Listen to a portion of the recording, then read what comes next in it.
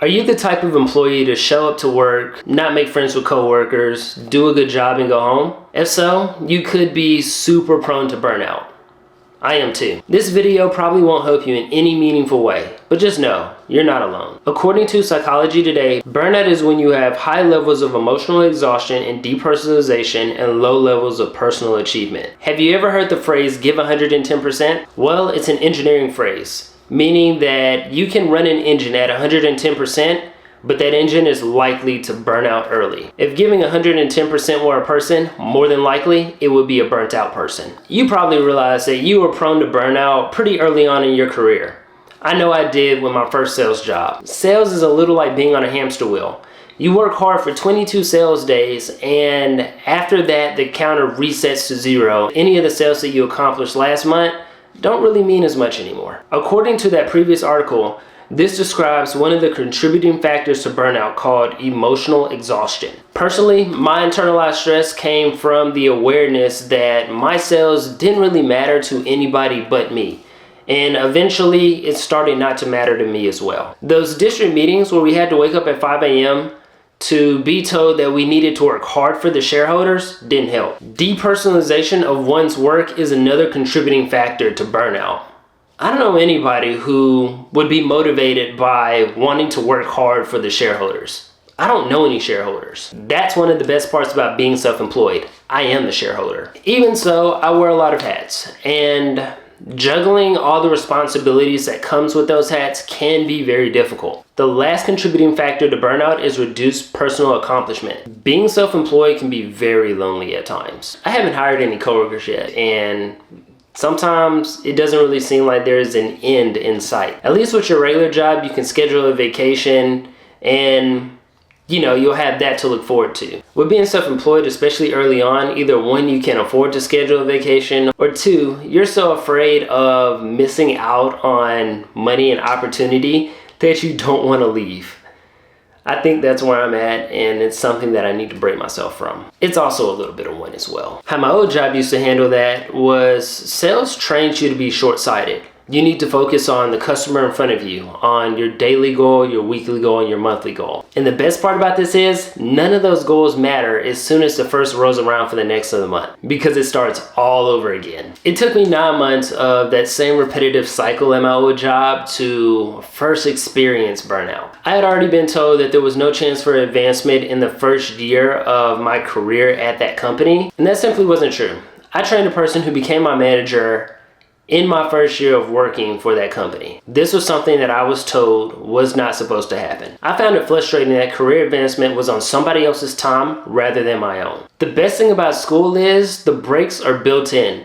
There's a holiday to look forward to almost every 6 weeks. If you aren't proactive about your vacation time and plan your life outside of work, it can be easy for you to just get into the rhythm of making your entire life revolve around working, coming home, going to sleep, and waking up just to go to work again. My wife is constantly reminding me that I need to take some time away from work, and I need to spend a little bit more time relaxing, and I don't have to work every waking hour. But here's the thing, I don't really enjoy relaxing. This is what I find relaxing.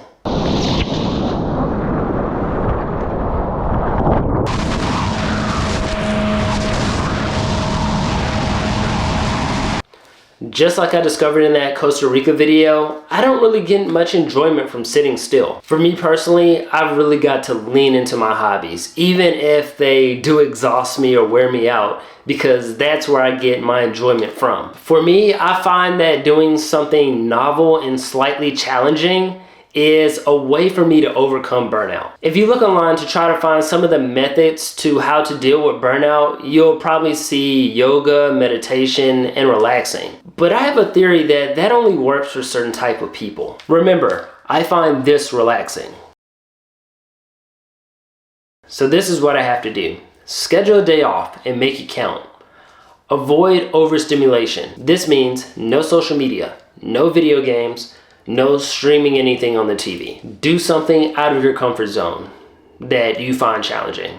For me, I ran a 5K. You remember this video?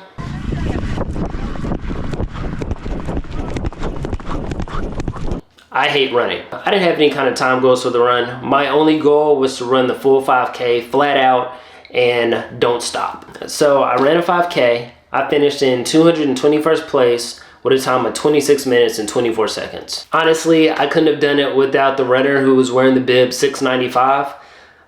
She had a word of encouragement for me like during the race. All she said was good job when I passed her, but that kind of motivated me to keep going because we were about halfway through that race and I was really considering quitting at that point. I think of it as like a metaphor to life. You never know what somebody else is going through, even though you're all on the same path. Even just saying 2 words, just like good job, can make all the difference. I wish I could have found her to say thank you at the end of the race, but I was too busy trying to maintain consciousness. So if you're out there, 695, thank you. The last tool that I'm going to talk about in regards to overcoming burnout is finding your flow state. For me, it's hopping on the motorcycle, picking a direction, and getting lost. Being on a motorcycle is just like being in one long flow state. You're fully focused on the road, the cars around you. The next turn, you're just leaning into every curve. Oh man, it's fun. If you're feeling burnt out, especially if you're self-employed, just know you aren't alone. I think our understanding of burnout is still evolving and we don't know all the best ways to deal with it. I also feel that there are different types of solutions for different types of people. If you've got a story about how you overcame burnout, please leave it in the comments below. Hopefully somebody can read it and know from this video that they aren't alone and we can all be there to lift each other up. If you want a realistic look of what it's like to be self-employed, click here. And once again, thank you so much for watching. Hopefully you've learned something today that you can use to create the life that you want to live.